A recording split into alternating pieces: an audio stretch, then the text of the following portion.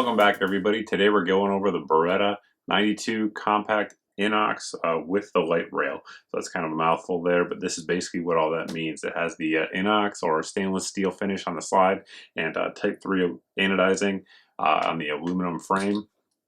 And it's the compact version of your 92 series or M9 series of pistol. But what we're going to do is a little bit more shooting, then get into the table portion of it where we look at all the details and show you what that looks like. And after that, we'll come back and let you know what we think of it at the end.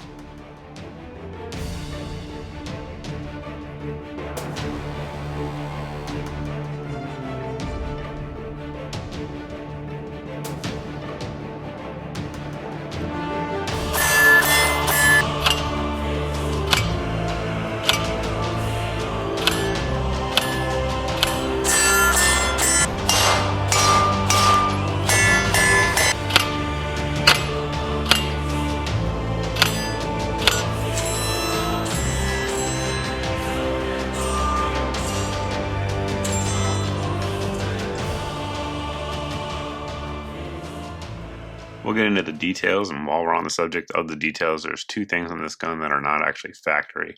Generally, I leave guns in the factory condition before reviewing them. I've had this gun for years, though, so we've changed a couple things. First off, it does have the D-spring in there. It's just your standard D-spring to lighten up the double action pull a little bit.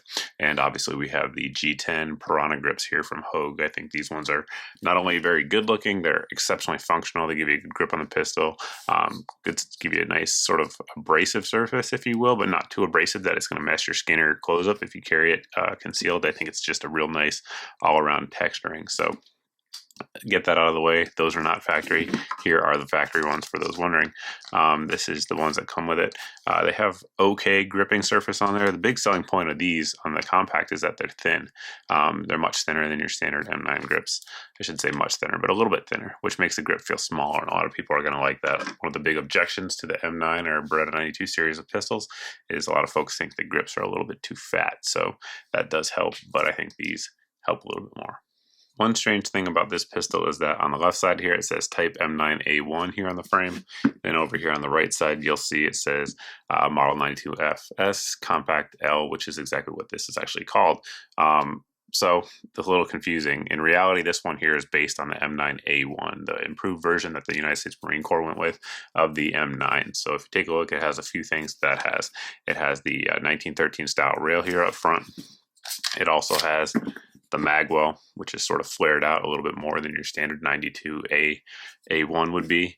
And additionally, it has checkering here on the front and back straps. So definitely gives you a more positive purchase and doesn't just have those vertical lines that really don't do a whole lot for you like the M9 does, or the 92 for that matter. So it sort of is a M9 variant. It also has the squared off trigger guard here, just like the A1 does. Now that we've identified the variant that it's based on, we'll get on with the rest of the review. Sorry to get off track there. It's just something I think is kind of interesting as a guy who has quite a few Berettas. It does come with two 13-round magazines. These are factory Italian-made magazines, says so here right on the side. So your total capacity is going to be 13 plus 1, so 14 rounds there. And it only comes with two. However, those magazines are pretty readily available out there, so you can find them, and they're generally in the $30 range, which isn't too bad for pistol magazines. So it does have the lanyard loop here on the bottom, just like the 92A1 and the M9A1 do. So if you guys, for whatever reason, find yourself compelled to use a lanyard, it is there as an option. Has a nice decent beaver tail. It's not too high, but it does prevent hammer bite, and that's one good thing about the 92 series of pistols. Certainly can't complain about that. I don't know too many people who get hammer bite at all from these guns. So what you're going to see next is the slide, frame, and decocker. So decocks and puts it on safe, which kills the trigger, and to fire you push up.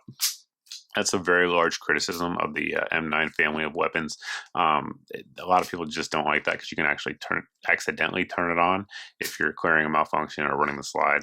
I agree with that. That's absolutely true. It is sort of a downfall. I'd like to see Beretta make a G version of this, which just basically goes down and comes right back up, or maybe even a frame-mounted safety version. Either way, I'd be happy. That said, it really kind of is a training issue, and I'm just so in the habit of doing that I don't think it's that big of a deal. Disassembly of the pistol is very straightforward.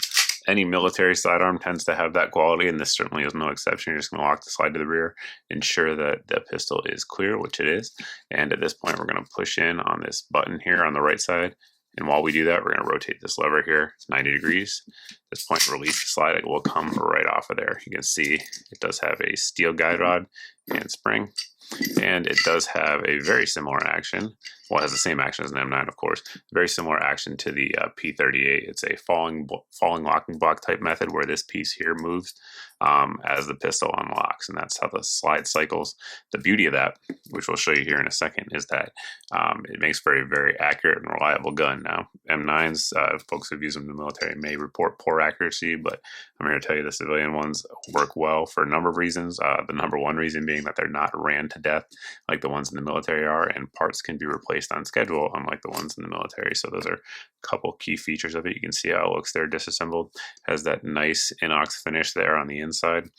Sort of a critique, if you will, is that the inox, unlike the ones that have paint on finishes or something like that, shows the machine marks a little bit more, but most folks will never see them. It's just something to point out. And the barrel here is 4.3 inches, and on the compact model, you're actually losing overall.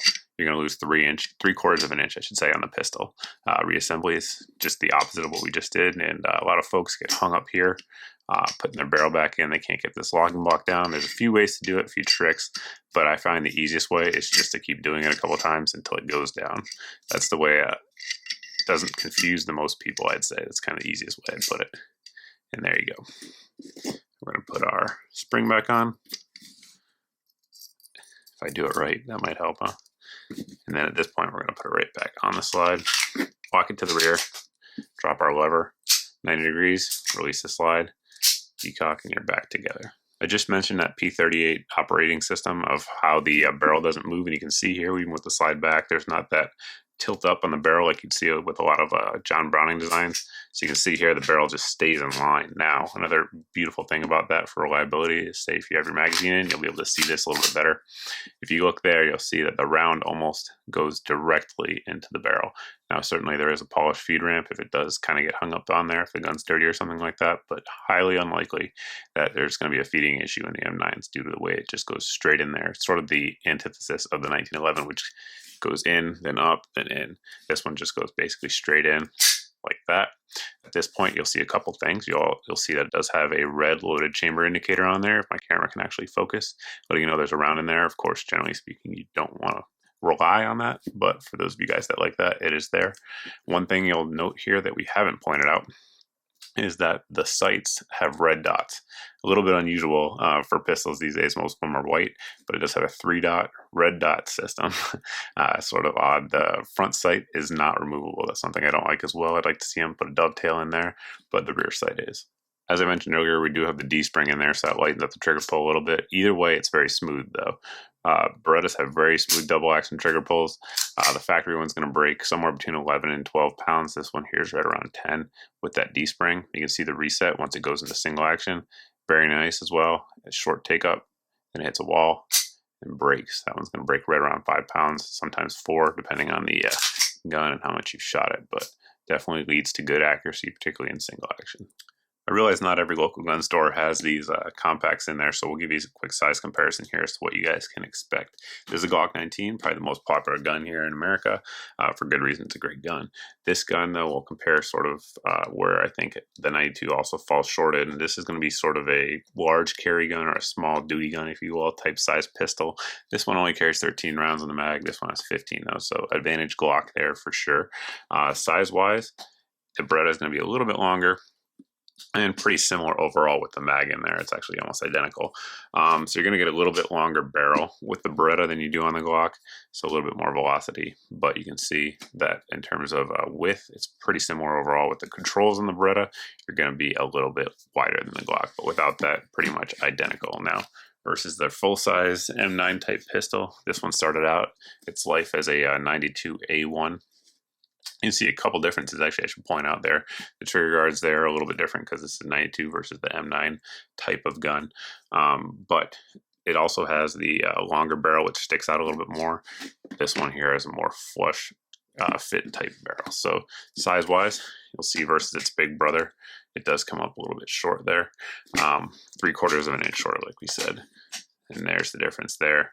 in terms of width, which there really isn't any. It's same width all the way around as the full-size Beretta. Hopefully we didn't bore you too bad with all those details, but what do I think of it overall? That's what a lot of people want to know. Well, I am a fan of the Beretta 92 and M9 series of pistols. There's just no getting around it. They're very well-built guns. Beretta's been doing this for a long time. They do a good job at it, and the system has proven itself through a lot of testing that a lot of other guns certainly haven't gone through, and if they have, not too many passed, so you guys can look that up, obviously. But these guns have done quite well in those tests. Now, there are some downsides. A couple of them we've already mentioned. I don't like the way the decocker can be activated accidentally. It's absolutely true. That criticism is a valid one, in my opinion, of this series of pistols. Of course, if you train, you can overcome that, but it's certainly something I have seen people accidentally put the safety on in training, so hopefully that never happens in real life, but it's just something to consider. The other downside of this gun versus sort of like other competitive options out there is going to be the weight. This one comes in at 31 ounces. Versus say like a Glock 19 or something like that, that's going to be a good bit lighter and actually carry a couple more rounds, which additionally is my last criticism of it. I'd like to see like a 15 round magazine for it. They have this little finger groove here on the mag, so you'd think they'd be able to maybe put another round in there or something if they just redesign that a little bit. Maybe something to think about for the folks over there at Beretta if they ever come around with a new generation of it. But that doesn't mean I don't like the pistol. It's a very good pistol. The advantage of the weight is that it's extremely soft shooting. Berettas are known for being very smooth shooting guns. I would agree with that. The recoil impulse is very soft. Folks who are sort of new shooters are going to take well to this type of pistol. It's an accurate gun. 92s always do well in the accuracy department, no getting around that. And I like the checkering and stuff like that they've done on the frame along with the A1 pistols. Definitely good. I like the fact that you can add a light on there and sort of have this as a sort of do-all type of gun. You can carry it, come home, slap a light on it, use it for home defense at night, take it off, put it back in your pants, go out about your business throughout the day. So it certainly can do a lot of things and do them pretty well. Price-wise, these are a little bit above average in the 9mm category. These are going to come to market, depending on where you live and all that stuff, somewhere in the $550 to $650 range. But it's a very well-built firearm, and I think it's worth that price. This one here has been 100% reliable, like most of the 92s out there that I own, so can't complain about that.